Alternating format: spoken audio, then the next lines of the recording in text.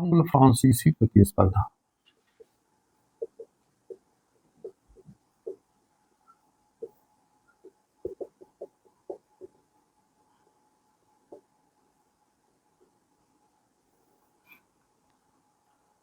हमने पीछे डिस्कस किया कि कई यूरोपीय शक्तियां आई, जिसमें सबसे पहले पुर्तगाली आए, फिर डच आए, फिर उसके बाद में आप देखते हैं ब्रिटिश आते हैं, फिर डेन आते हैं, और सबसे बाद में कौन आते हैं? हालांकि इसके बाद स्विडिश भी आएंगे, लेकिन अंग्रेज और फ्रांसीसी दो प्रबल शक्तियों के रूप में भारत में उभर कर सामने आते हैं।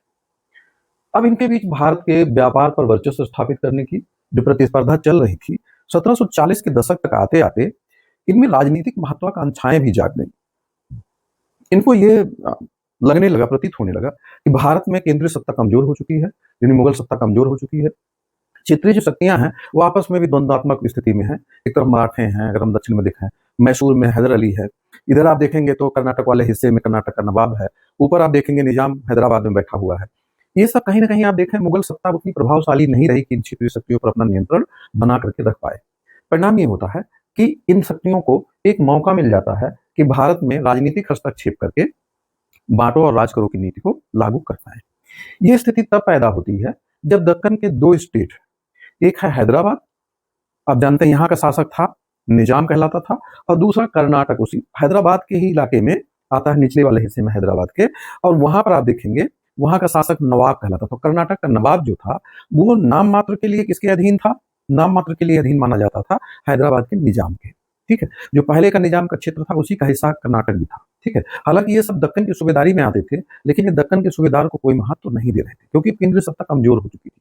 परिणाम ये हुआ कि इन दोनों जगहों पर, यानी हैदराबाद में जो निजाम की राजशाही थी वहां उत्तराधिकार का प्रश्न पैदा होता है, और दूसरा कर्नाटक में उत्तराधिकार का प्रश्न पैदा होता है, और इस नाते एक मौका मिल जाता है कि इनको अंग्रेजों और फ्रांसीसियों को। लेकिन अभी डायरेक्ट वार की स्थिति नहीं बन पा रही थी। होता क्या है कि 1740 में एक युद्ध शुरू होता है, ऑस्ट्रिया के उत्तराधिकार का युद्ध। ऑस्ट्रिया, आप जानते हैं ऑस्ट्रिया एक देश है यूरोप में, ऑस्ट्रिया के उत्तराधिकार का युद्ध। ये कब शुरू हुआ? ये 1740 में शुरू हो जाता है। क्योंकि ये दोनों शक्तियां यूरोप में प्रतिस्पर्धी थे, ये आपस में जब वहां लड़ते थे तो उनकी जो कंपनियां थी विश्व में, जहां भी ये व्यापार के काम से या किसी काम से इनके लोग होते थे अंग्रेज और फ्रांसीसी आसपास, तो वहां भी ये भिड़ जाया करते थे। तो भारत में ये संघर्ष शुरू हुआ ऑस्ट्रिया के उत्तराधिकार के युद्ध के साथ। 1740 में यहाँ युद्ध शुरू हुआ, लेकिन ये युद्ध शुरू हुआ 1746 में, और इसको नाम दिया गया प्रथम कर्नाटक युद्ध। क्या नाम दिया गया? प्रथम कर्नाटक युद्ध। ठीक है, क्योंकि कर्नाटक के उत्तराधिकार को लेकर ये प्रश्न खड़ा हुआ था पहले यहाँ पर, और दूसरी बात कहां पर स्थितियां पैदा हुई? ऑस्ट्रिया में उत्तराधिकार का संघर्ष शुरू हुआ, इस नाते दोनों आमने सामने आ जाती हैं, और फिर यहाँ पर इन्होंने हस्तक्षेप किया कर्नाटक में, और ये 1746 में युद्ध आरंभ हुआ, 48 तक चला। तो इस युद्ध का मूल कारण था ऑस्ट्रिया के उत्तराधिकार का युद्ध। तो 1746 से 48 तक ये युद्ध चला।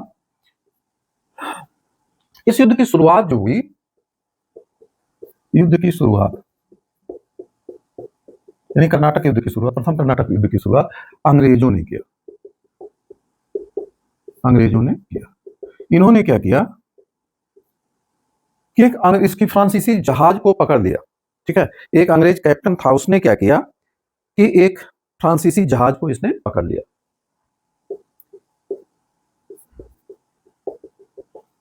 एक अंग्रेज नौसैनिक अधिकारी ने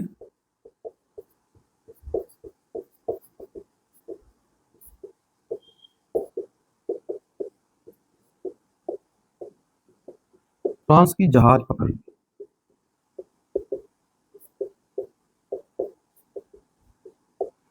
ठीक है, अब यहां से एक तरीके से चुनौती हो गई, खुली चुनौती किसके लिए हो गई? जो फ्रांसीसी सत्ता थी उसके लिए भारत में खुली चुनौती हो गई। इसी बीच में हम पीछे पढ़ा चुके हैं कि डुप्ले 1741 में ये डायरेक्टर जनरल बन गया था। डुप्ले डायरेक्टर जनरल किसका बन गया था? या डीजी जिसको कहते हैं, डायरेक्टर जनरल या डीजी किसका था? ये फ्रांस की कंपनी का था।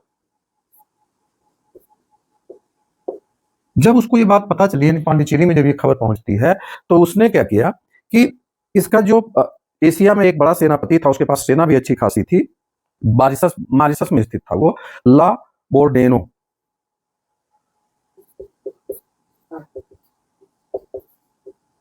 ला बोर्डेनो, ठीक है, ये कहाँ था?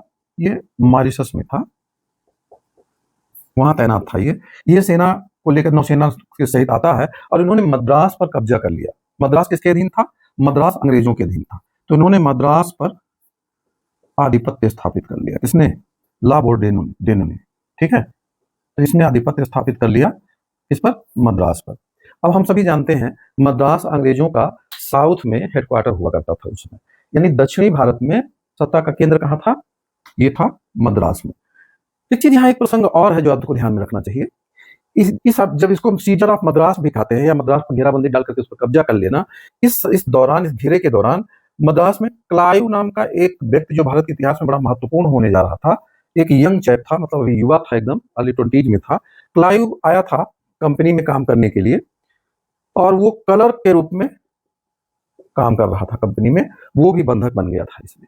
ठीक है, लेकिन होता क्या है कि इस अधिकारी ने, इसके मन में लालच आ जाती है, बाद में किसको? मद्रास को कुछ फिरौती लेकर के, पैसे लेकर के इसने क्या किया? छोड़ दिया। ठीक है, हालांकि ये स्ट्रेटेजिक फॉल्ट था, इसको छोड़ना नहीं चाहिए था। ठीक है, क्यों छोड़ दिया इसने? इसने सोचा कि इनसे फिरौती मांग लिया जाए अंग्रेजों से, और अंग्रेजों से फिरौती लेकर के इसने मद्रास छोड़ दिया, जबकि डुप्ले ये बात नहीं चाह रहा था। तो यहां देखें आप, ये टकराव की स्थिति बनती है। जब ये टकराव की स्थिति बनी तो अंग्रेजों ने, जो कर्नाटक का नवाब था, ये सारी घटना, ये मद्रास के आसपास का इलाका जो था, ये कर्नाटक में आता था उस समय की, तो इसने, अंग्रेजों ने कर्नाटक के नवाब अनवरुद्दीन, कर्नाटक का नवाब था उस समय, कर्नाटक के नवाब अनवरुद्दीन, कर्नाटक के नवाब अनवरुद्दीन से कहा कि आप क्या करिए, इन पर दबाव बनाइए। किस पर? फ्रांसीसियों पर, कि वो युद्ध ना करें। फ्रांसीसियों ने इसी बीच अनवरुद्दीन से बात किया। अब ये दांव पे चल रहा है सब कूटनीतिक। अनवरुद्दीन से कहा कि आप थोड़ा धैर्य रखो, हम मद्रास जीत करके आपको दे देंगे। तो ये लालच में पड़ गया, लेकिन अंग्रेजों ने, इन्होंने, फ्रांसीसियों ने मद्रास इसे नहीं सौंपा। ठीक है, अनवरुद्दीन को नहीं सौंपा। इस अधिकारी ने पैसे लेकर के और मद्रास फिर से छोड़ दिया। इस बात को लेकर के अनवरुद्दीन को थोड़ा सा लगा कि हमारे साथ धोखाधड़ी की जा रही है और हमारे इलाके में ये दोनों मनमाना युद्ध कर रहे हैं, और आप समझ सकते हैं कि कोई भी सॉवरेन पावर जो होगी वो ये चीज बर्दाश्त नहीं करेगी। फलतः एक युद्ध होता है, सेंट थोमे का युद्ध। मद्रास के पास सेंट थोमे है, तो सेंट थोमे का युद्ध होता है, सेंट थोमे का युद्ध। ये युद्ध इस प्रथम कर्नाटक वार का एक महत्वपूर्ण घटना था। सेंट थोमे का युद्ध ये हुआ 1748 में हुआ था, 1748। यानी किसकी सेना के बीच में? एक तरफ नवाब अनवरुद्दीन की सेना है। इस युद्ध में कौन कौन भाग लिया? नवाब अनवरुद्दीन की सेना, और किसके साथ इसका युद्ध हुआ? बनाम फ्रांसीसी सेना। ठीक है, फ्रांसीसी सेना, इनके बीच में युद्ध होता है। ठीक है, एक छोटी सी सेना थी, लगभग 1000 की सेना थी, कैप्टन पैराडाइज के नेतृत्व में फ्रांसीसी सेना थी। ठीक है, लगभग 1000 की सेना थी, और अनवरुद्दीन की सेना जो थी, तो फ्रांसीसी सेना का नेतृत्व किया था, ये पूछ लिया जाता है, कैप्टन पैराडाइज। ठीक है, तो इसके नेतृत्व में लगभग 1000 सैनिक थे, और जब अनवरुद्दीन के पास 10,000 सैनिक थे। अब आप देख सकते हैं 1:10 का यहाँ रेशियो दिखाई देता है, यानी फ्रांसीसी केवल 1000, ये 10,000, लेकिन इनके पास अच्छी तोपें थी। ठीक है, युद्ध की अच्छी रणनीति, कैप्टन पैराडाइज का अच्छा नेतृत्व था। परिणाम ये होता है कि अनवरुद्दीन की सेना पराजित हो जाती है, और ये बड़ा महत्वपूर्ण घटना है। यूरोपीय सेना की श्रेष्ठता सिद्ध होती है। ठीक है, इसकी सेना की सर्वश्रेष्ठता सिद्ध होती है फ्रांसीसी सेना की, और ये युद्ध इसी नाते बहुत महत्व रखता है इतिहास में। है बहुत छोटा सा, एक झड़प तरीके से ये युद्ध हुआ था, क्योंकि आप देख रहे हैं एक तरफ केवल 10,000 और दूसरी तरफ केवल 1,000 सेना है। भारत जैसे बड़े देश में इसका बड़ा महत्व नहीं है, लेकिन आप ध्यान से देखेंगे तो एक चीज की ओर ये इशारा कर रहा है कि अब यूरोपीय लोग खुलेआम युद्ध लड़ने लगे। किसके साथ युद्ध लड़ रहे हैं? भारतीय शक्ति के साथ, भारत के नवाब के साथ लड़ना शुरू कर दिए हैं, और इसमें फ्रांसीसियों ने बाजी मार ली। ठीक है, इसी बीच क्या होता है कि 1748 में ही आगे ऑस्ट्रिया के उत्तराधिकार का जो संकट था वो समाप्त हो जाता है, और एक संधि हो जाती है, इसको नाम देते हैं एला शापेल की संधि। एला शापेल की संधि, ये 1748 में हुई है। ठीक है, इस संधि का परिणाम ये निकला कि इंग्लैंड और फ्रांस में शांति समझौता हो गया। किसके बीच में शांति समझौता हो गया? इंग्लैंड और फ्रांस के बीच में संधि होता, इंग्लैंड व फ्रांस में समझौता हो गया। ठीक है, और इसका परिणाम ये हुआ शांति स्थापित हो गई। तो ये प्रथम कर्नाटक युद्ध इस प्रकार समाप्त हुआ। यहाँ आप देख रहे हैं कोई बहुत बड़ा चेंज नहीं हो पाया था, यथास्थिति अभी बनी हुई है, ठीक है। मद्रास जैसा कि पीछे आप देख लिए हैं, किला बोर्डेने ने दोने ने इसे पैसा लेकर के सौंप दिया वापस अंग्रेजों को। दूसरी बार आप देख रहे हैं कि इस युद्ध में फ्रांसीसियों ने एक बढ़त प्राप्त कर ली। अब ये चीज अंग्रेजों के लिए थोड़ा सा अनईजी फील कराने वाली थी। इनको लगा कि फ्रांसीसी बढ़त ले रहे हैं। हालांकि इनके कोई क्षेत्र का या किसी प्रकार का नुकसान नहीं हुआ, लेकिन एक साइकोलॉजिकल विक्ट्री किसको मिल गई है? फ्रांसीसी सेना को, क्योंकि 1000 सैनिकों ने 10,000 सेना को हरा दिया था और सीधा कन्फ्रंटेशन था भारत की एक शक्ति से, नवाब से कर्नाटक के, ठीक है। तो इतिहास में इसका महत्व जो है वो ये है कि पहली बार जो यूरोपियन सेना है उसकी सुपरमेसी दिखाई देने लगी, इनका मनोबल बढ़ने लगा। इनको लगा कि हम हस्तक्षेप करके और क्या कर सकते हैं, भारत में अपने क्षेत्राधिकार स्थापित कर सकते हैं, और इस नाते इनका मनोबल बढ़ना स्वाभाविक था। अब आगे क्या होता है, यहां ध्यान दीजिएगा कि ये दोनों प्रतिस्पर्धी हैं। विश्व में सबसे ज्यादा घमासान युद्ध इन्हीं के बीच में हुआ है। आज आप भले देखें काफी कुछ वर्ल्ड वार फर्स्ट और सेकेंड में मिलकर के इन्होंने लड़ा, लेकिन उसके पहले आप देखें 1900 के पहले तो इंग्लैंड और फ्रांस जो है वो जानी दुश्मन के तरीके से एक दूसरे को ट्रीट करते थे, खूब लड़ते थे। भारत में भी लड़े हैं, अमेरिका में लड़े हैं, बहुत जगहों पर आप देखेंगे दोनों गला काट प्रतिस्पर्धा में रहे हैं। फिर क्या होता है, 1749 में फिर एक स्थिति पैदा होती है, तो द्वितीय कर्नाटक युद्ध हुआ। द्वितीय कर्नाटक युद्ध ये शुरू होता है 1749 में। फिर एक बार स्थिति ऐसी बनती है कि दोनों शक्तियां आमने सामने खड़ी हो जाती हैं। ये 5 साल तक ये प्रतिस्पर्धा चली थी, 1749 से 1754 तक ये संघर्ष चलता है। आप देखिए वर्चस्व का संघर्ष है। होता क्या है कि 1748 में निजामुल मुल्क आसफ जहां की मृत्यु हो गई। ये निजाम था हैदराबाद का, निजामुल मुल्क आसफ जहां की मृत्यु, आसफ जहां की मृत्यु हो, ठीक है। इसकी मृत्यु के बाद में उत्तराधिकार को लेकर के हैदराबाद में संघर्ष की स्थिति पैदा हो जाती है। उत्तराधिकार में 2 पक्ष हैं इस समय, ठीक है। निजाम का पुत्र नासिर जंग, निजामुल मुल्क का पुत्र था नासिर जंग। एक तरफ तो ये दावेदारी कर रहा है, और ये स्वाभाविक रूप से इसकी दावेदारी थी, क्योंकि ये क्या था, वैध उत्तराधिकारी था नासिर जंग, ठीक है। लेकिन इसका एक भांजा खड़ा हो जाता है मुजफ्फर जंग। तो ये तो बेटा है, नासिर जंग कौन है? बेटा है। ये कहता है कि मैं उत्तराधिकारी हूं स्वाभाविक रूप से, और इसके प्रतिस्पर्धी के रूप में खड़ा हो जाता है मुजफ्फर जंग। ये तेज तर्रार लड़का था, ये भांजा था। ये योग्यता के अनुसार, और आप जानते हैं सेना में कई बार गुटों को, दरबार में जो गुट थे उनको अपने साथ मिला लेने के कारण भांजे ने भी क्लेम कर दिया कि मैं भी उत्तराधिकारी हूं। तो दोनों के बीच में इस तरह से चुनौती खड़ी हो जाती है।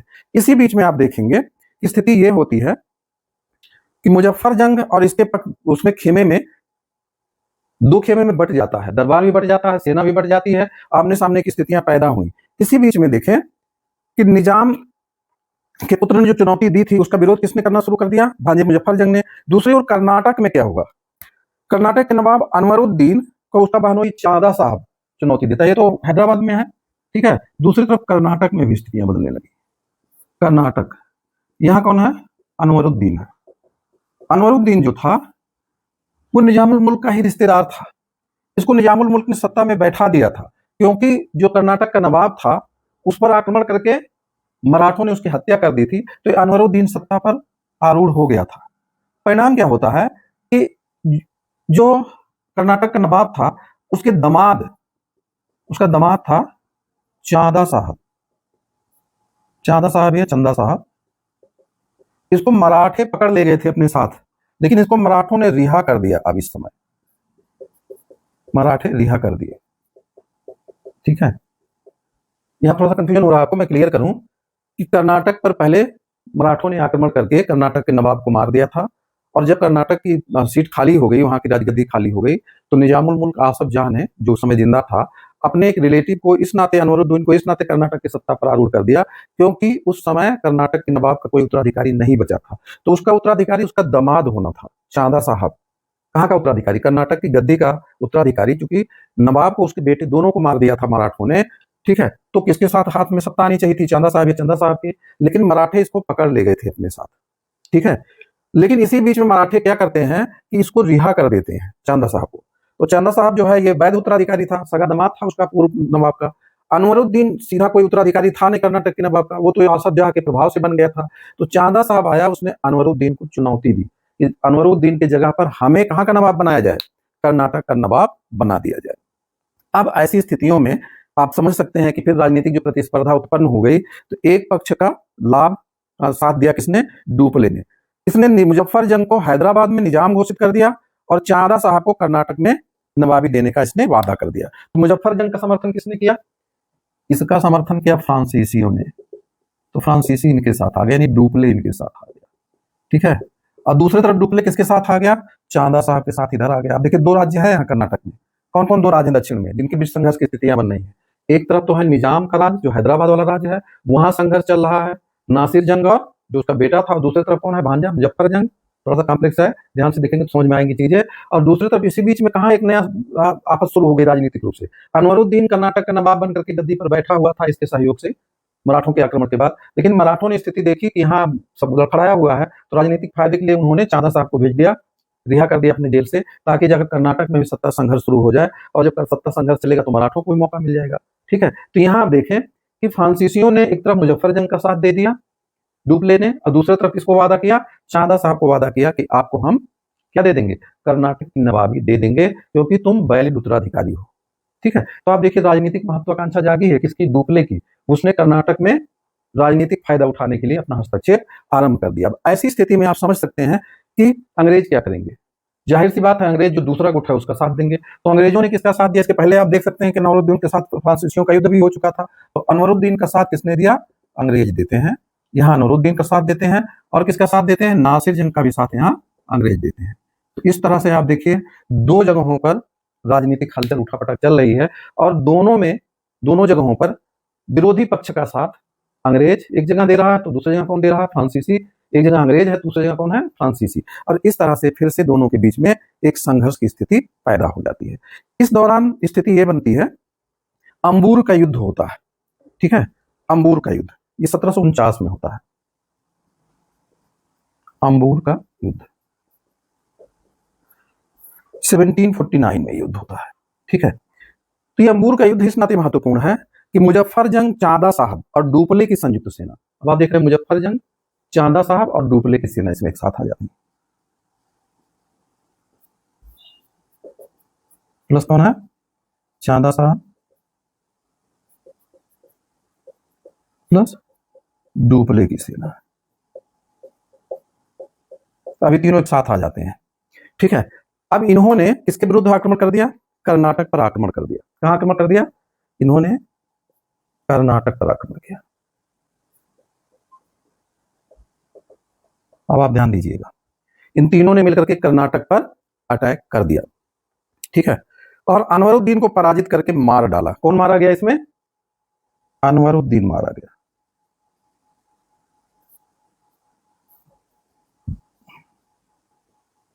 अब आप यहां ध्यान दीजिएगा, कर्नाटक में जो नवाब है, कौन नवाब है, अनवरुद्दीन, इसको इन्होंने मार दिया, ठीक है। अब अनवरुद्दीन जब मार दिया गया तो चांदा साहब सत्तारूढ़ हो गया। चांदा साहब क्या बन गया, कर्नाटक का नवाब कौन बन गया, चांदा साहब। जो अनवरुद्दीन का उत्तराधिकारी था वहां से भागा, वो जान बचा करके भागता है। इसका पुत्र एवं उत्तराधिकारी था मोहम्मद अली। कौन था, मोहम्मद अली। किसका उत्तराधिकारी था, अनवरुद्दीन का एक उत्तराधिकारी था मोहम्मद अली, ठीक है। ये भागता है आक्रमण से बचने के लिए, क्योंकि इसे भी मार देते ताकि आगे दिक्कत ना रहे। तो मोहम्मद अली भाग करके त्रिचनापल्ली में शरण ले लिया। कौन, इसका उत्तराधिकारी जो है मोहम्मद अली भाग करके, मोहम्मद अली कहां चला गया, ने त्रिचनापल्ली में शरण ले लिया, त्रिचनापल्ली के किले में शरण ले लिया, ठीक है। त्रिचनापल्ली के किले में शरण ले लेता है कौन, मोहम्मद अली। अब इनकी सेनाएं कहां घेरा डाल देती हैं, त्रिचनापल्ली का घेरा डाल देती हैं। ध्यान से समझिएगा, यहाँ कुछ इतिहास के महत्वपूर्ण तथ्य हैं। अब एक एक करके ध्यान से देखते जाएंगे तो दिक्कत नहीं लगेगी, थोड़ा मिस करेंगे तो प्रॉब्लम होगा। तो आप देख रहे हैं कौन कौन लोग एक साथ हैं, माइंड में रखेंगे। मुजफ्फर जंग, चांदा साहब, डुप्ले एक साथ हैं, कर्नाटक पर आक्रमण किया। कर्नाटक का नवाब कौन था, नूरुद्दीन मारा गया। उसका जो उत्तराधिकारी था पुत्र था, इसका पुत्र है, सन है, ठीक है। तो पुत्र कौन है? मोहम्मद अली। ये भाग करके कहाँ शरण लेता है? त्रिचनापल्ली में, और त्रिचनापल्ली में इनकी सेना जाकर घेर लेती है, इसको भी समाप्त कर दिया जाए क्योंकि यही कंटक था। ठीक है, तो चादा साहब और इनकी सेना जाकर त्रिचनापल्ली का घेरा डाल देती है। ठीक है, अब कर्नाटक का तमाम हिस्सा तो आ गया, त्रिचनापल्ली और उधर का इलाका छोड़ करके। अर्काट राजधानी थी। ठीक है, इसकी जो कर्नाटक की राजधानी थी, राजधानी अर्काट। ठीक है, अब आप ध्यान दीजिए, ये लोग सेना लेकर के कहाँ घेरा डाले हुए हैं? त्रिचनापल्ली पर। त्रिचनापल्ली का दुर्ग जो है वो मजबूत दुर्ग था, इस पर ये लोग विजय प्राप्त नहीं कर पाए। यहाँ सुरक्षित बैठा हुआ कौन? मोहम्मद अली, यानी नवाब ऑफ कर्नाटक का बेटा, नूरुद्दीन का बेटा। उसको घेर करके कौन बैठा हुआ है? तो ये लोग आकर के त्रिचनापल्ली का घेरा डाल देते हैं, ये तीनों की सेनाएं। ठीक है, कहाँ पर? त्रिचनापल्ली। ठीक है, त्रिचनापल्ली का घेरा डालती है। ये घेरा बड़ा महत्वपूर्ण है, और राजधानी कौन सी? अर्काट है। तो मैक्सिमम सेना कहाँ पर है? त्रिचनापल्ली पर है। इसी बीच देखिए, एक व्यक्ति का भाग चमकना था। अब हालत बड़ी खराब थी। अंग्रेजों को लग रहा था कि फ्रांसीसी बाजी मार रहे हैं, कर्नाटक के नवाब को अब देखे मार दिया इन्होंने। ठीक है, और कर्नाटक पर पूरा कब्जा कर लिया, और कर्नाटक से लगा ही मद्रास है, तो किस पर खतरा मंडरा रहा था कि मद्रास फिर ये ले लेंगे फ्रांसीसी। ठीक है, परिणाम ये होता है कि दहशत में आ जाते हैं सब, मद्रास में सारे अधिकारी और सब लोग। तो सब बैठ करके चिंतित होकर के आपस में डिस्कस कर रहे थे क्या किया जाए, तो सारे सीनियर ऑफिसर्स आपस में डिस्कस कर रहे थे। इसी बीच में क्लाइव, जिसका रेफरेंस हमने दिया पीछे, मद्रास में पकड़ा गया था, वो क्लाइव भी बंधक बना था। क्लाइव एक इंचैप था, आगे आकर के बोलता है कि आप लोग अगर बुरा न माने तो मैं एक सलाह देना चाहता हूँ। तो आप जानते हैं जो बड़े जनरल्स होते हैं थोड़े दम्भी भी होते हैं, लेकिन फिर भी अंग्रेज थे, आप जानते हैं अंग्रेज थोड़े, कहा जाए कि हर आदमी की क्षमताओं को बाहर निकाल लेते हैं। तो ये समझदार अधिकारी था, और मरता क्या नहीं करता, मुश्किल में फंसे भी थे। तो क्लाइव ने कहा कि त्रिचनापल्ली का घेरा तोड़ना मुश्किल है, क्योंकि तीनों सेनाएं मिलकर के घेरी हुई हैं, देख रहे हैं आप। इनके पास सेना भी इतनी बड़ी नहीं थी। त्रिचनापल्ली को छुड़ाने में हम ध्यान दे रहे हैं। अर्काट जो राजधानी है कर्नाटक की, जहां चांदा साहब बैठा हुआ है, वो तो भी कम सुरक्षित है, बहुत छोटी सेना यहाँ बची है, सारी सेना तो इन्होंने झोंक रखी है यहाँ पर, यहाँ युद्ध भी चल रहा है। तो हमें त्रिचनापल्ली पर फोकस करने के बजाय कहाँ अटैक कर देना चाहिए? अर्काट पे अटैक कर देना चाहिए। ये सलाह किसने दिया?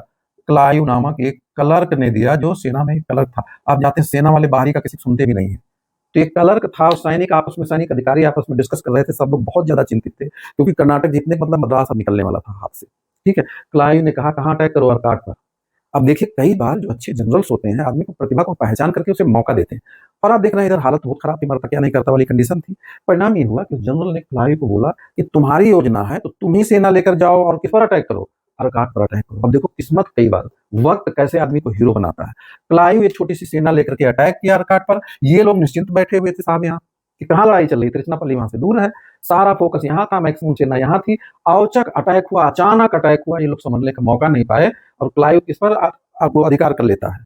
अर्काट पर। अब आप राजधानी गिर जाए किसी उसकी स्टेट की, तो समझो स्टेट गया। तो अर्काट पर किसने अटैक कर दिया? क्लाइव ने अटैक किया, और परिणाम ये होता है कि अर्काट ये लोग जीत जाते हैं। ठीक है, कौन जीत गया? अर्काट ये लोग जीत गए क्लाइव के नेतृत्व में। ठीक है, परिणाम क्या होता है कि अब इस स्थिति में किसकी भारी पराजय हुई? अब अंग्रेज देखिए बाजी पलट दिए, हारी हुई बाजी इन्होंने जीत लिया। ठीक है, चांदा साहब यहां से भागा।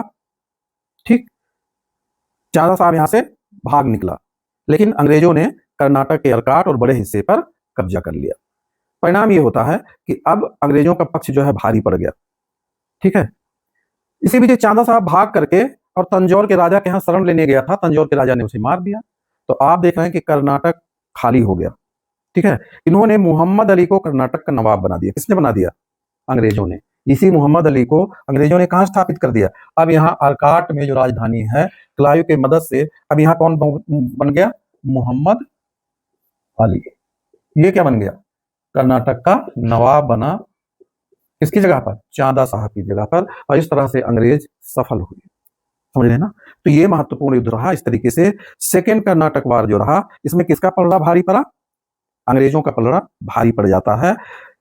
ठीक है, डुप्ले की बहुत बेइज्जती हुई, और ये 1754 में डुप्ले को वापस बुला लिया गया। अंग्रेज दबाव भी बना रहे थे फ्रांस सरकार पर। ठीक है, डुप्ले को वापस बुला लिया। किसने वापस बुला लिया? फ्रांस सरकार ने। ठीक है, डुप्ले को वापस बुला लिया। इस तरह से आप देखें तो ये स्थिति बहुत नाजुक हो गई फ्रांसीसियों के लिए। 1755 में पांडिचेरी की संधि हो जाती है दोनों पक्षों में। अच्छा, इसकी जगह पर डुप्ले की जगह पर गोडेहू को भेज दिया गया। इनकी एक बड़ी गलती भी थी। भले डुप्ले यहाँ पराजित हुआ था, एक स्ट्रेटेजिक फॉल्ट हो गया था उससे, और ये क्लाइव की यहाँ महत्ता स्थापित हो गई थी। गोडेहू जो है ये आता है डुप्ले की जगह पर फ्रांसीसी डीजी बन करके, डायरेक्टर जनरल बन करके। लेकिन इसके पास आप जानते हैं ये 1720 में आया था, तो कितने साल का, 34 साल का इसके पास एक्सपीरियंस था। भारत के तमाम हिस्सों के बारे में बहुत अच्छे से जानता था, अंग्रेजों की कमजोरी और मजबूती सब जानता था। इसको हटाना अंग्रेजों व फ्रांसीसियों के लिए सुसाइडल सिद्ध होता है। ठीक है, तो इसमें आप देखेंगे इस युद्ध का जो बड़ा निष्कर्ष ये निकला कि 1755 में फिर संधि हो जाती है, पांडिचेरी की संधि हो गई, पांडिचेरी की संधि। ठीक है, किसके किसके बीच में, अंग्रेजों और फ्रांसीसियों के बीच में पांडिचेरी की संधि हो जाती है। और इस संधि के परिणाम स्वरूप दोनों ने एक दूसरे का जो क्षेत्र था वो वापस कर दिया, और ये भी वादा किया जो पूरा नहीं होता है कि हम लोग भारतीयों के मामले में हस्तक्षेप नहीं करेंगे, दोनों पॉलिटिकली न्यूट्रल रहेंगे, और एक दूसरे का जो विजित क्षेत्र था वो वापस कर दिया जाएगा। ठीक है, तो इस तरह आप देखेंगे इस युद्ध में एक महत्वपूर्ण पहलू रहा क्लाइव का यहाँ से उभरना। आगे देखेंगे यही क्लाइव जो है डुप्ले ने जो ख्वाब देखा था वो बंगाल में पूरा करने का काम किया। तो हम लोगों ने देखा कि किस तरीके से जो दूसरा कर्नाटक का युद्ध रहा वो पांडिचेरी की संधि से समाप्त हुआ।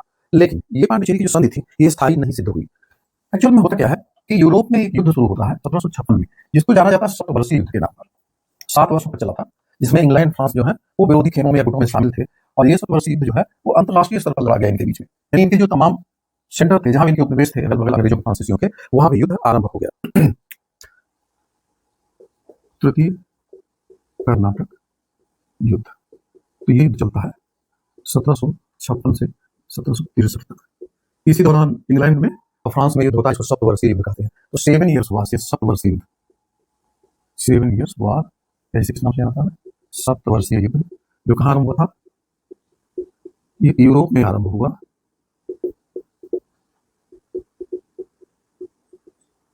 तो आरंभ हुआ यूरोप में, लेकिन पूरी दुनिया में फैल गया, लेकिन पूरी दुनिया में फैल गया। अब आप ध्यान दें कि जैसे जैसे उपनिवेश फैलते हैं, उपनिवेश क्या होता है आगे हम डिस्कस करेंगे। उपनिवेशवाद एक ऐसी व्यवस्था है जिसमें कोई मजबूत देश दूसरे देश पर जाकर कब्जा कर लेता है और वहां के संसाधनों का प्रयोग अपने हितों में करता है। जैसे इंग्लैंड आया, पहले ट्रेडर के रूप में आया, तो जब तक वो ट्रेडर के रूप में रहे तब तक हमारा लाभ हो रहा था, हानि नहीं। मैं पीछे कई बार चर्चा कर चुका हूँ कि वहां से वो सोना चांदी या बुलियंस लाते थे, उनको भारत को देने के लिए कोई वस्तु नहीं थी। ठीक है, तो सोना चांदी थैलियों में भर भर करके लाते थे, उसके बाद भारत का बना माल ले जाते थे। तो प्रॉफिट में कौन था, भारत था। हमने पीछे बताया कि लगभग 90% की प्रॉफिट भारत की थी। 100 रुपए के ट्रेड में 90 रुपया किसके पास रह जाता था, भारत के पास रह जाता था।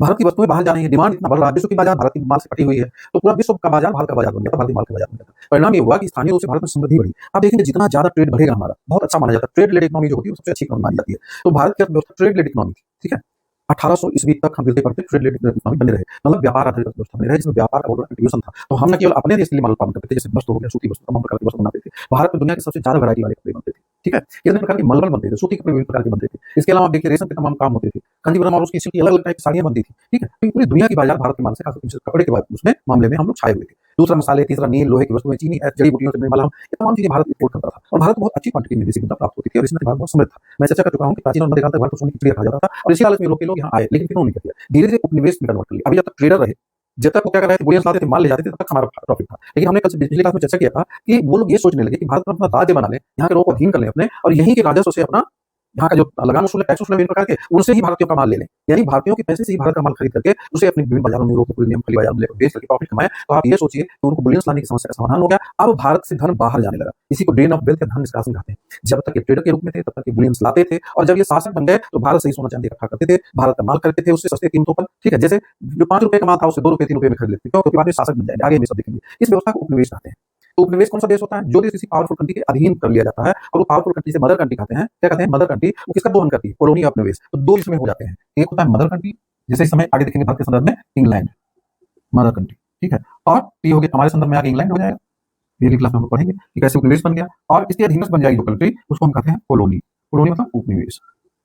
ठीक है, तो इसको मातृदेश भी कहते हैं, ऐसे उपनिवेश कहते हैं। मदर कंट्री मतलब मातृदेश। टेक्निकल लैंग्वेज में सब इस्तेमाल किए जाते हैं। मातृदेश इस व्यवस्था में क्या होता है, जो वर्चस्व बना लेता है। उपनिवेश कौन हो जाता है, जैसे संदर्भ में इंडिया है, तो इंडिया क्या हो गया, ये हो गया उपनिवेशवादी देश, इसने वर्चस्व स्थापित कर लिया। ठीक है, और भारत इसके अधीन आ गया। ठीक है, इसी व्यवस्था को जिसमें एक देश दूसरे देश को क्या बना लिया, अधीन बना लिया। अब ये क्या करेगा, इसका रिजल्ट ये निकलता है संसाधनों का दोहन। किसके संसाधन और धन का दोहन होगा, दोहन। ये अपने हितों में करेगा। किसके हितों में? तो भारत का जो सारा पैसा है अब किसके पास जाने लगे? कॉलोनी से मदर कंट्री में जाने लगेगा। तो धन दौलत अब उलट गया प्रक्रिया। और इसी नाते हमने बताया था 1757 में आप देखेंगे 1757 से ये व्यवस्था भारत में लागू हो जाएगी। कब से लागू होगी? 1757 से ये 1947 तक भारत में कॉलोनियल रूल चला, जिसको कहते हैं औपनिवेशिक शासन। किसका कॉलोनियल रूल? इंग्लैंड का। तो भारत में ये 190 वर्ष चला और इसमें हमने पीछे आपको बताया कि 190 ईयर्स में 47 ट्रिलियन ये ले गए। कितने ले गए? इतने ट्रिलियन डॉलर कहाँ से चला गया? भारत से कहाँ चला गया? इंग्लैंड में चला जाता है। इसी को धन दोहन कहा गया। ठीक है, या धन निष्कासन या ड्रेन ऑफ वेल्थ। तो कितना ड्रेन ऑफ वेल्थ हुआ? Drain of wealth. इंडिया का धन कहाँ चला जाएगा? इंग्लैंड चला जाएगा, जिसको धन निष्कासन भी कहते हैं। धन निष्कासन। ठीक है, तो हम लोग बात ये कर रहे थे कि ये मैं अभी चूंकि रेफरेंस साइज करते थे, आगे की चीजें डिटेल में आएंगे जब हम बंगाल के विजय के बारे में पढ़ेंगे। चलिए, तो हम बात कर रहे थे कि पूरी दुनिया में उपनिवेश फैल चुके थे। दुनिया के तमाम देशों में, अफ्रीका के तमाम देशों में, ऑस्ट्रेलिया वगैरह सब क्या बन जाते हैं? उपनिवेश बन जाते हैं। वहाँ पे ऑस्ट्रेलिया का द्वीप हो जाता है, जो महाद्वीप के नाम से द्वितीय महाद्वीप कहलाता है। और आप देखेंगे उस पर न्यूजीलैंड, फिजी, फ्रेंच गुयाना, जितने भी कैरेबिया के तमाम देश द्वीप है, दोनों अमेरिका है, सबको क्या बना लिया इन्होंने? कॉलोनी बना लिया। जो यूनाइटेड स्टेट ऑफ अमेरिका देखते हैं 4 जुलाई 1776 तक, वो क्या रहा? कॉलोनी रहा, जिसका इंग्लैंड का। जहां जहां उपनिवेश रहे, उनकी शासन सत्ताएं रही, ये दोनों वहां भिड़ जाते हैं। भारत में भी उपनिवेश तो नहीं बना था, लेकिन बनने की होड़ में था, इसीलिए लड़ रहे थे। कर्नाटक के बाद क्या होता है? इंग्लैंड ने सफलता पाई और भारत वाले उपनिवेश बना लिया। अभी तक तो ट्रेडर थे। ठीक है, तो हम लोग इसमें चूंकि रेफरेंस साइट में क्या, हम लोग आगे बात करेंगे कि 7 वर्षीय युद्ध आरंभ हुआ कहां पर? यूरोप में। लेकिन चूंकि दुनिया के तमाम हिस्सों में इनकी कॉलोनी बन चुकी थी, उपनिवेश बन चुके थे, या इनकी शक्ति वहां स्थापित हो गई थी, तो ये आगे पूरी दुनिया में लड़ने लगे। और इसी नाते आप देखिए विश्व युद्ध हुआ। पहले युद्ध लोकल लोकल होते थे, एक देश की सीमा से दूसरे देश की सीमा, जैसे भारत पाकिस्तान पड़ोसी देश लड़ जाते हैं। ठीक है, इसको विश्व युद्ध नहीं से संभव होता है। लेकिन जब एक शक्ति इंग्लैंड में है, एक शक्ति फ्रांस में है, और उसके उपनिवेश पूरी दुनिया में फैले हैं। अब इंग्लैंड फ्रांस में लड़ाई हुई तो पूरी दुनिया में युद्ध होने लगा, क्योंकि वो सब पूरी दुनिया में बैठे हुए हैं। अफ्रीका में बैठे हुए, इंडिया में बैठे हुए हैं, ऐसे तमाम देशों में लोग बैठे थे, वहां पर भिड़ जाती थी इनकी कंपनियां, इनके लोग, आपस में सेनाएं। ठीक है, तो 7 वर्षीय युद्ध यूरोप में आरंभ हुआ, लेकिन पूरी दुनिया में फैल गया। ठीक है, तो पूरी दुनिया में क्यों फैल गया? क्योंकि पूरी दुनिया में ये कहीं ट्रेडर के रूप में बैठे हुए हैं, कहीं कॉलोनी बनाकर बैठे हुए हैं, तो इस प्रक्रिया में पूरी दुनिया में फैल गया। इसी क्रम में भारत में भी युद्ध आरंभ हो गया। कब आरंभ हुआ? 1757 में आरंभ हुआ। 1757 में क्या होता है कि अंग्रेजों ने फ्रांसीसियों की बंगाल स्थित सभी फैक्ट्रियों पर अधिकार कर लिया। सभी फैक्ट्रियों पर अधिकार कर लिया। इसी युद्ध के परिणाम स्वरूप प्रकाश हुआ भारत में। ठीक है, तो किसके नाते पूछा जाता है कि कर्नाटक युद्ध का कारण क्या था? तो 7 ईयर्स वार या 7 वर्षीय युद्ध, जिसमें इंग्लैंड फ्रांस यूरोप में लड़ते हैं, और उसका परिणाम भारत में भी दिखाई देता है। ठीक है, अब ये अधिकार कर लिया, जाहिर सी बात है इसका रिएक्शन होना स्वाभाविक था। तो इसका रिएक्शन किस रूप में हुआ?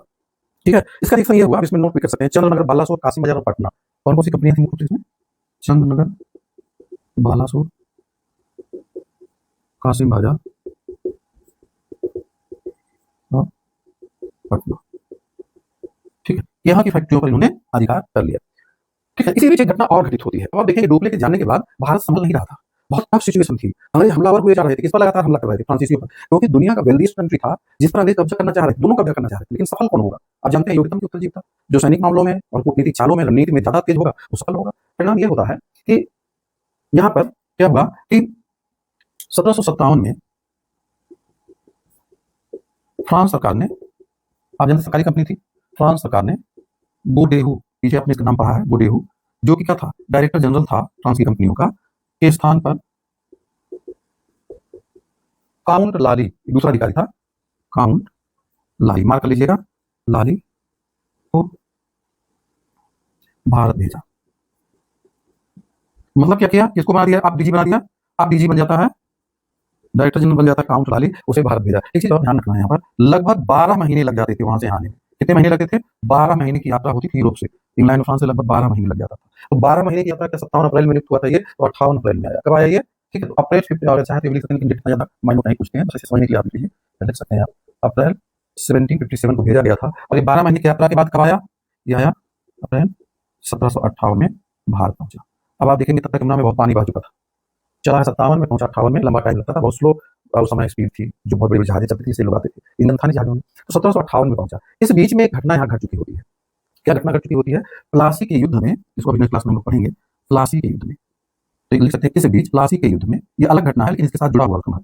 ठीक है, इस बीच करके लिखिएगा, या इसी बीच प्लासी के युद्ध में जो हुआ था 23 जून 1757, ये बहुत निर्णायक युद्ध है, इसको अगले क्लास में हम लोग पढ़ेंगे।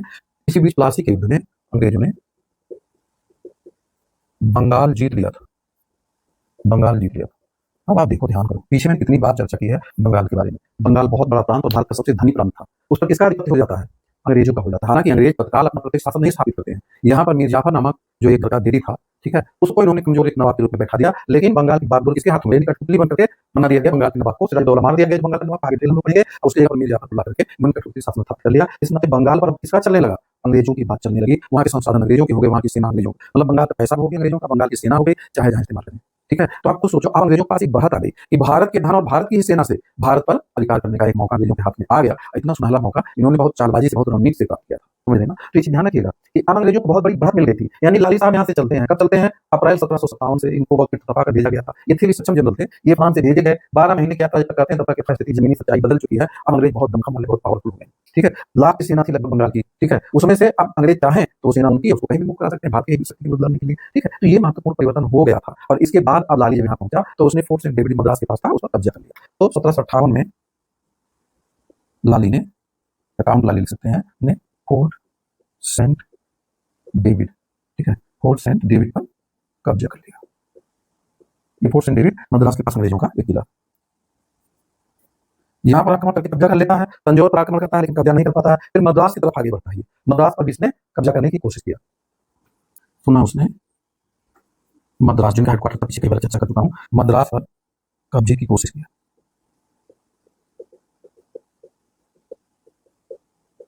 ठीक है। इंग्लैंड से भी ऐसा प्रक्रिया चल रही थी, आप देखिए 7 वर्ष युद्ध चला था, इंग्लैंड बहुत अलर्ट था। इंग्लैंड की सरकार ने अपनी नेवी भेज रखी थी इस क्षेत्र में, उनको पता था कि तो संघर्ष होगा ही स्वाभाविक रूप से। और आप देखेंगे कि भारत को बड़ा तवज्जो, एक बड़ा महत्व दे रहे थे अंग्रेज, और इस नाते नेवी की एक टुकड़ी जो है भारत की हिंद महासागर में उन्होंने पहले से भेज रखी थी। अब वो नेवी आ जाती है और ये दोनों जगह किससे वापस छीन लेती है, काउंट लाली से। किंतु ब्रिटिश नेवी ने, ब्रिटिश नौसेना ले सकते हैं, नौसेना ने फ्रांसीसियों को पीछे धकेल दिया, फ्रांसीसियों को, इनको पराजित करके खदेड़ दिया, वहां से पीछे धकेल दिया। यानी आप देख रहे हैं किस सत्य के बल पर अंग्रेज विजयी हो रहे हैं। नेवल पावर अंग्रेजों के पास ज्यादा स्ट्रेट थी और उन्होंने इस तरीके से इसको पीछे धकेलने का काम किया। अब आप समझें, जिसके पास बंगाल का आधिपत्य हो, भारत की इतनी बड़ी जमीन मिल गई हो, बंगाल कितना रिच था, वहां से लोग वसूली भी करते थे, ठीक है, तो अच्छा खासा पैसा भी इनके पास, भारत का ही पैसा आ गया। अब दूसरे के पैसे के लिए तो लड़ना हो तो लड़ते नहीं, क्या करना है, पावरफुल होंगे, दूसरा तो अपने घर का लगा रहा है। यहाँ अंग्रेजों की स्थिति वही बन जाती है। परिणाम ये होता है कि 1760 में एक निर्णायक लड़ाई लड़ी जाती है, 22 जनवरी 1760 को, जिसको कहते हैं, अच्छा एक घटना और हुई थी तो इसमें अभी आगे लिंक कर देते हैं उसे। जब हम पिछले वाले सेकंड कर्नाटक वार पढ़ रहे थे तो उसमें आपने देखा था कि अगर इनको फ्रांसीसियों को सफलता गोडियों को मिली थी, ठीक है, इन्होंने बीच में क्या किया था कि उसमें एक बुस्सी नाम का अधिकारी था, उसके नेतृत्व में मुजफ्फरजंग को कहाँ का नवाब बनाकर, निजाम बनाकर रखा गया था, हैदराबाद का। तो हैदराबाद में निजाम जो था, का निजाम किसका संरक्षित था, निजाम फ्रांसीसियों के संरक्षण में था। यहाँ पर निजाम बनाने में लोग सफल हो गए थे, फ्रांसीसियों के संरक्षण में। और ये संरक्षण की जिम्मेदारी, मतलब रक्षा करोगे, तुम सुरक्षा प्रोवाइड करोगे, प्रोटेक्शन दोगे, तो ये प्रोटेक्शन देने का काम कर रहा था वो बुस्सी नामक एक फ्रांसीसी अधिकारी, ठीक है। तो ये फ्रांसीसी अधिकारी का जिसका नाम क्या था, बुस्सी था। ये बुस्सी वहां पर कहां पर अपनी सेना टुकड़ी करके बैठा हुआ था, हैदराबाद में, किसकी रक्षा के लिए, निजाम की रक्षा के लिए, ठीक है। तो जब यहाँ पर ये लोग दबाव में आया, लाली, कैप्टन जो लाली था, काउंट लाली, जब ये देखा कि बहुत दबाव बना लिए हैं तो ये बुस्सी को सेना सहित वापस बुला लिया। अब देखो यही गलती, जैसे वहां देखिए जो आरकाट का घेरा डाल दिया था, वही स्थिति बनती है। तो बुस्सी को कहां से बुला लिया, बुस्सी को लाली ने हैदराबाद से बुला लिया। अब ये भी है, अंग्रेज पीछे ताक में बैठे थे तो लाली ने हैदराबाद से बुला लिया, ठीक। तो अब हैदराबाद भी इनके हाथ से निकल गया, अंग्रेज पटाख वहां अपना जो है कब्जा करने की प्रक्रिया में आ गए। दूसरी ओर क्या होता है कि अंग्रेजों ने काम किया, 22 जनवरी 1760 को, 22 जनवरी 1760 को एक युद्ध होता है, ठीक है, वांडियावास, एक जगह का नाम है बंगाल में, वांडियावास, बंगाल में।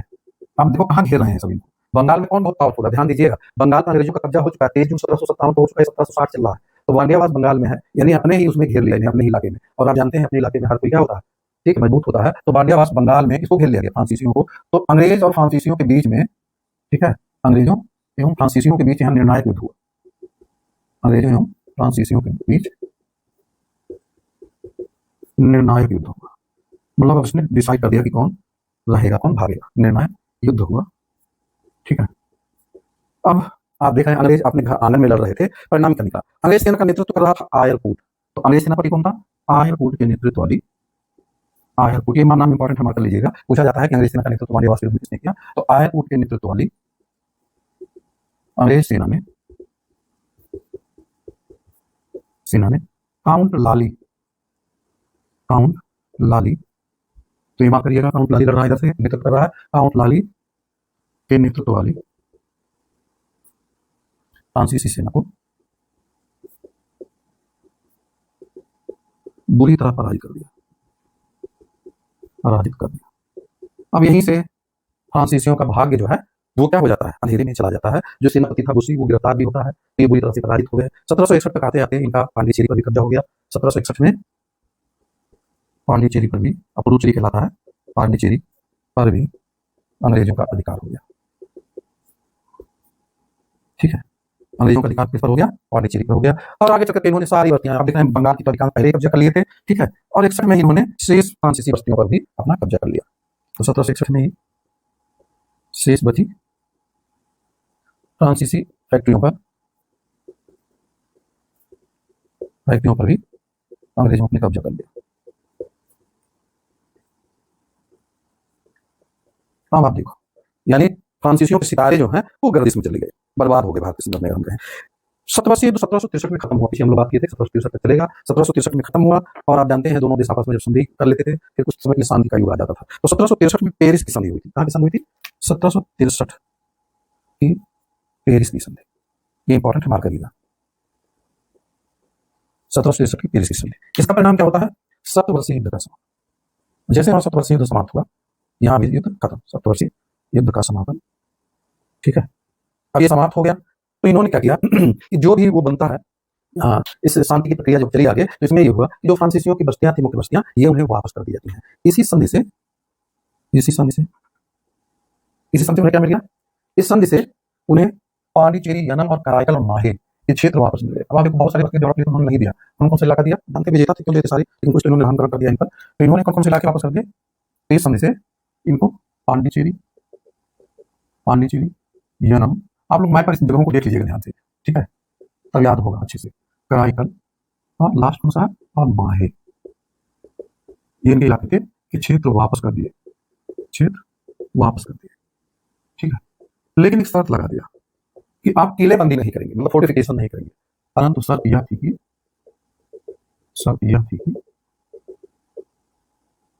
कोई किलेबंदी नहीं की जाएगी,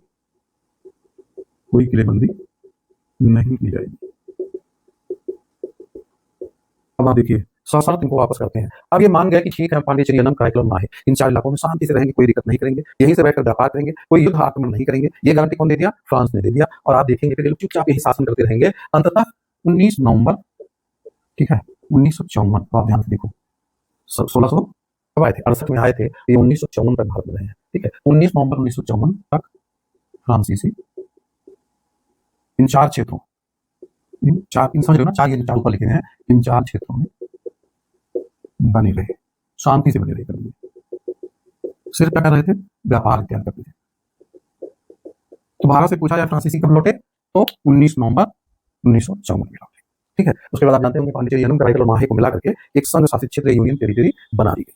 अब थोड़ी सी बात कर लेते हैं कि अंग्रेज सफल होते हैं और कौन पीछे रह जाता है। आप देखो पीछे आप सब पढ़ चुके, कैसे कैसे अंग्रेजों ने क्या किया, डचों को कैसे उन्होंने बिदारा के युद्ध में मार खत्म कर दिया। बाकी फ्रेंच बचे थे, उन्होंने पहले ही गोवा, दमन और दीप में किसको रहने को मजबूर कर दिया पुर्तगालियों को। ठीक है, देन तो आप जानते हैं अपनी फैक्ट्री वगैरह बेच करके निकल चुके हैं पहले। अब सिर्फ और सिर्फ मुख्य शक्ति के रूप में, यानी इस वर्चस्व में कौन सफल हो गया? अंग्रेज सफल हुए, फ्रांसीसियों को भी इन्होंने इन्हीं क्षेत्रों में सीमित कर दिया। अब पूरा भारत का राज किसके लिए खुल गया? पूरे भारत का व्यापार किसके लिए खुल गया? आप ध्यान रखना, इसके बाद और इन क्षेत्रों में कौन रह गया? पांडिचेरी, यनम, कराईकल और माहे में फ्रांसीसी हैं, और दूसरा भी जो इनका विदेशी बचा हुआ है गोवा, दमन और दीव में। ठीक है, और दादरा नगर हवेली, ठीक है, छोटा सा जगह है। ठीक है, कौन सी जगह? गोवा, दमन और दीव, गोवा सबसे बड़ा, और दादरा और नगर हवेली इसमें बसते हैं पुर्तगाली, और बाकी 4 जगहों पर ये, और बाकी का पूरा भारत किसके नियंत्रण में चला जाता है? अंग्रेजों के पास आता है। ठीक है, इसके बारे में हम आगे पढ़ेंगे। थोड़ा सा देखते हैं कि अंग्रेज सफल है, फ्रांसीसी हार गए। तो हमने पीछे चर्चा किया है कि फ्रांसीसी कंपनी कैसी थी, मेन जो उसकी संरचना में कुछ दोष था। तो सरकारी कंपनी थी फ्रांसीसी कंपनी। कैसी कंपनी थी? सरकारी कंपनी थी। आप जानते हैं निजी होता है तो आदमी कैसे काम करता है, कोई आपका निजी व्यवसाय होता है कैसे करते हैं। ठीक है, तो सरकारी कंपनी की डिसीजन मेकिंग में कई दिक्कत थी, विलंब होता था। ठीक है, कोई अपने ऊपर पूरी अंतिम रिस्पांसिबिलिटी भी नहीं लेता था। ठीक है, क्योंकि यहाँ डीजी बैठा हुआ था, वहाँ सरकार बैठी थी, सरकार में बहुत सारे लोग थे। दूसरी बात ये थी, अब इस कंपेरिजन में देखेंगे तो प्राइवेट कंपनी कौन सी है? East India company private company, profit motive से चल रही है। Decision director, board of directors को लेना है, बड़ा इजी प्रोसेस था, उसमें कोई भ्रांति या दुविधा वाली स्थिति नहीं थी। प्रॉफिट लॉस उन्हीं का होना था, इस नाते त्वरित कार्यवाही भी होती थी। दूसरी थी सेना की समस्या। सेना में आप देखेंगे थल सेना किसकी पावरफुल थी? थल सेना दुनिया में सबसे शक्तिशाली थी फ्रांस की। ठीक है, आपने सुना होगा कि वहां के एक महानतम शासकों में से एक नेपोलियन बोनापार्ट, वो क्या कहते थे? काश में इंग्लिश चैनल सूखा पाता। ठीक है, बीच में क्या जाता था? English channel. और ये इस नाते कहते थे कि उनकी स्थल सेना बहुत ताकतवर थी, इंग्लैंड को लौटने की क्षमता रखती थी, लेकिन बीच में आ रही थी इंग्लिश चैनल। इंग्लिश चैनल क्या है? एक जल क्षेत्र है। ठीक है, उसे पार करने के लिए क्या चाहिए? नेवी चाहिए। इंग्लैंड कहता था कदम रखो, इंग्लिश चैनल में घुसो, तो वहां किसकी टकराव होती? नेवी की। इस नाते फ्रांस को दिक्कत थी, उसकी नेवी इतनी पावरफुल नहीं थी, लेकिन थल सेना ज्यादा पावरफुल थी। जबकि आप भारत को अगर देखें, भारत आने के लिए क्या होना चाहिए? ब्लू वाटर पॉलिसी होना चाहिए। ब्लू वाटर नेवी किसकी थी? नौसेना किसकी थी, जिसको हम कहते हैं blue water navy. Blue water navy उस नेवी को कहते हैं जो समुद्र पर बहुत शक्तिशाली हो। ठीक है, अभी कहा जा रहा है आजकल कि इंडियन नेवी जो है, इंडियन ओशन में ब्लू वाटर नेवी के रूप में अपने को स्टेब्लिश कर लिया। भारत सरकार ने काफी काम किया पिछले 12 सालों में। तो blue water navy Indian navy कहाँ बन गई? इंडियन ओशन में। ठीक है, चीन ने पंगा लेने की कोशिश किया, उनको ही जवाब मिल गया और अभी अमेरिका को भी मिला है। तो ब्लू वाटर नेवी के रूप में अपनी पोजीशन मजबूत कर चुके हैं, लगभग कहा लीजिए, इसमें अभी प्रोसेस चल रहा है। तो जाहिर सी बात है नेवी स्ट्रॉन्ग किसकी है? ये इंग्लैंड की है। इस नाते इंग्लैंड ज्यादा प्रभावशाली सिद्ध हुआ। तीसरी बात आप देखिए कि इन्होंने डुप्ले ने शुरू किया था काम। किसने शुरू किया था? डुप्ले ने। इंटरफेरेंस का काम ध्यान रखिएगा। डुप्ले ने सोचा था सहायक संधि कर लेंगे, यहाँ पे जो देसी राजा कर्नाटक के नवाब है, हैदराबाद के निजाम है, इनको अपने संरक्षण में रख लेंगे। ठीक है, अपना एक बड़ा इलाका मिल जाएगा हमें और हम धीरे धीरे भारत पर कब्जा कर लेंगे, क्योंकि देख रहे थे सेंट्रल पावर मुगल बादशाह जो था वो बहुत कमजोर हो चुका था। तो डुप्ले की कुछ रणनीतियां जो रही शुरू में तो ठीक चला, लेकिन बाद में इसने दिक्कत कर लिया। तो डुप्ले के बाद आप जानते हैं बुडेहू आए। डुप्ले जानकार था, इसने गलतियां किया, तो सुधारने का मौका देना था, नहीं दिया इन्होंने। सेकंड कर्नाटक वार के बीच में इसको हटा दिया गया और फिर उसके बाद में आता है बुडेहू आते हैं। ठीक है, कौन आते हैं? बुडेहू आते हैं। ये स्थिति को खास संभालने के बजाय खराब कर जाते हैं। फिर क्या करते हैं? वहां से फिर से गलती हो जाती है, लाली को बुला देते हैं। लाली को अभी आप देख रहे हैं 57 में वहां से चला 58 तक आते बहुत कुछ बदल चुका है। तो इसको बहुत समझ नहीं थी भारतीय मामले। अभी आया ही तक युद्ध शुरू हो गया और आप जानते हैं युद्ध के लिए क्षेत्र का अनुभव, दुश्मन के बारे में विशेष जानकारी होनी चाहिए। आप जानते हैं सीमा में बहुत सारे लोग होते हैं, इनको अपना उन्होंने सलाह दिया और स्ट्रेटजी बनाने में उनकी भूमिका रही होगी, लेकिन आप जानते हैं जो टॉप जनरल है, जब तक वो साक्षात रूप से चीजों को विजुलाइज नहीं कर पाता है तब तक उसे सफल होने की संभावना कम होती है। आप जानते हैं डुप्ले ही था जो खुद देख रहा था भारत की ग्राउंड रियलिटी। वो डेहू भी उतना नहीं देख पाया, लाली तो नया नया आया था कि उसके सर पर युद्ध छा गया। ठीक है, तो इस नतीजे लोग नहीं कर पाते हैं। और इंग्लैंड में आप देख रहे हैं कि वहाँ कई बड़े जनरल्स हैं। आयरकुट के बारे में आपने पढ़ा, एक लॉर्ड क्लाइव जो आ गया प्रतिनिधि बंगाल विजय में बड़ी महत्वपूर्ण भूमिका है। क्या नाम था? Lord Clive. इसको भारत में ब्रिटिश शक्ति का संस्थापक भी कहा जाता है। बहुत ही चालाक, बड़ा सादे किस्म का था, एक कलर के रूप में आया था। ठीक है, और ये आकर के गवर्नर जनरल बनता है बंगाल का। तो क्लाइव अपनी योग्यता से कलर से कहाँ पहुंचा? ये भगोड़ा था, बात करके आया, लड़का बालक था, 16 साल का। ठीक है, तो ये हम लोग बात कर रहे थे कि अंग्रेजों की बढ़त थी, सबसे बड़ी बढ़त ये थी कि इंग्लैंड की इकोनॉमी बहुत पावरफुल थी। वहां पर इंडस्ट्रियल रेवोल्यूशन शुरू हो गया था। क्या शुरू हो गया था? Industrial revolution. पीछे भी बता चुका हूँ। औद्योगिक क्रांति में इंग्लैंड प्रवेश कर चुका था 1750 में। ठीक, तो आप देख रहे हैं ब्लू वाटर पॉलिसी है इंग्लैंड की। थल सेना है, केवल जमीन पर ये लोग ज्यादा मजबूत है, लेकिन आप जानते हैं नेवल बाल ज्यादा होता था यहाँ। इनके जनरल डुप्ले तो अनुभवी थे, लेकिन बाकी के जनरल संभव नहीं था उतना। जबकि आप देख रहे हैं क्लाइव यहीं पला रहा है, यहीं आगे बढ़ा है, इसको समझ भी थी अच्छे से। अगला इंडस्ट्रियल रेवोल्यूशन हो जाता है। इंडस्ट्रियल रेवोल्यूशन मतलब आर्थिक शक्ति के रूप में इंग्लैंड बहुत तेजी से बढ़ने लग जाता है। और आप देखेंगे 1750 में इंडस्ट्रियल रेवोल्यूशन हुआ, कब हुआ? 1750 में हुआ था। 1750 के दशक में आरंभ होती है। इंग्लैंड तमाम चीजें अपनी फैक्ट्रियों में बड़ी संख्या मात्रा में बनाने लगा। तो इसके देखो ये ट्रेडर के बजाय क्या बन गया? मैन्युफैक्चरर या उत्पादक बन गया इंग्लैंड। और अभी फ्रांस क्या ट्रेडर है। और ट्रेड के लिए आप जानते हैं नेवी का अगर प्रॉपर सपोर्ट नहीं मिलेगा तो ट्रेड ना देखो भारत में कहाँ कंटेन कर दिए गए, कुछ क्षेत्रों में सीमित कर दिए गए। पहले उत्तर भारत में बंगाल जीत लिया। अच्छा, और लास्टली जो सबसे इंपॉर्टेंट था, इनकी किस्मत में भी देखा, किस्मत बहुत ज्यादा अहमत हो गई है। इसमें यह कहिए कि उन्होंने करके क्या जीत लिया? अंग्रेजों की बंगाल विजय निर्णायक सिद्ध हुई। और आगे आप देखेंगे इस तरह यही बंगाल की सेना, बंगाल का धन, मतलब भारत की सेना, भारतीय लड़कियां देखिए लास्ट तक आप 1947 तक अंग्रेज सेना कितनी हुआ करती थी? बहुत थोड़ी होती थी। आप इनकी जनसंख्या ही नहीं थी, 3-4 करोड़ जनसंख्या नहीं होती, कितने आ जाते हैं यहाँ से शामिल होने। दूसरी यहाँ की आप जानते हैं वातावरण भी अलग टाइप का है। यहाँ जो हमारा इन्वायरमेंट है वो उतना सूट भी नहीं करता है। तो इतना वहां से अंग्रेज आते नहीं, तो गरीबी में साधारण सिपाही बन गया है। हालांकि सेना में संतुलन बनाने की सरकार कोशिश करती थी, उनको बहुत ज्यादा पेमेंट मिलता था, सारे अधिकारी अंग्रेज थे। लेकिन आप जानते हैं भारत की सेना भारतीयों के विरुद्ध लड़ने लग जाए, भारत का पैसा भारतीयों के विरुद्ध इस्तेमाल करने का मौका मिल जाए तो उसकी संभावना बहुत बढ़ जाती है। तो इस तरह से कई कारणों से किसके पक्ष में रहा ये संघर्ष? अंग्रेजों के पक्ष में रहा। और अंग्रेजों ने 23 जून 1757 को बंगाल जीत लिया और 1760 में पराजित कर दिया फ्रांसीसियों को, इनको कंटेन कर दिया। अब कोई भारत में नहीं बचता है, खुला खेल था इनके लिए। ठीक है, चलिए नेक्स्ट क्लास में हम लोग लेंगे कि किस तरह अंग्रेजों ने बंगाल जीता। यहीं तक आप लोगों से अनुरोध है कि आप चैनल को लाइक करिए, सब्सक्राइब करिए, अपने मित्रों के साथ शेयर करिए इसको और बेल आइकन जरूर दबाइए ताकि आपको सारी वीडियो नोटिफिकेशन टाइम भी मिलता है। धन्यवाद।